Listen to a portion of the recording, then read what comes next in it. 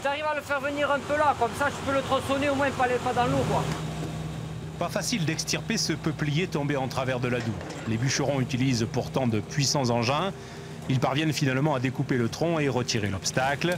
Un entretien des berges indispensable après la dernière crue de l'Adour en juin dernier.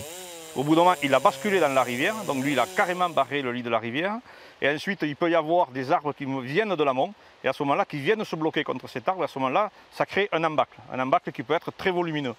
Cet embâcle peut à la fois, bien sûr, va obstruer le lit du fleuve et peut engendrer des débordements et par la suite des inondations.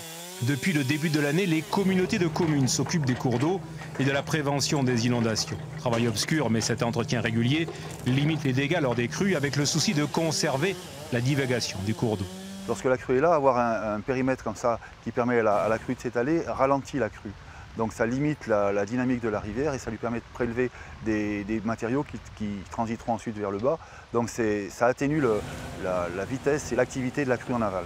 La communauté du Haut-Adour consacre 1 million d'euros par an à ces travaux, sans prélever d'impôts supplémentaires.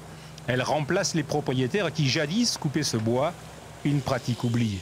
Ce propriétaire a des droits et des obligations. Et ces obligations notamment concernent l'entretien courant de la berge et jusqu'au milieu du lit du cours d'eau. Bien souvent, on constate aujourd'hui une désaffection par rapport à ces entretiens qui pouvaient être réalisés au siècle dernier.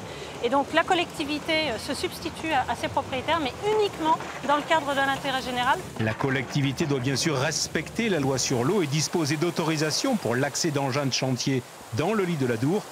Des travaux impérativement terminés fin octobre pour éviter de perturber la reproduction des poissons.